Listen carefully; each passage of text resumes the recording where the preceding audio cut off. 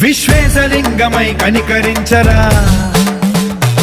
విధి లిఖితమునిక పరపర చరివి అమృతమి కురిపించరా రామేశలింగమై మహిమ చూపరా పలు శుభములగని అభయముని లిఖితము సతతము అందించరా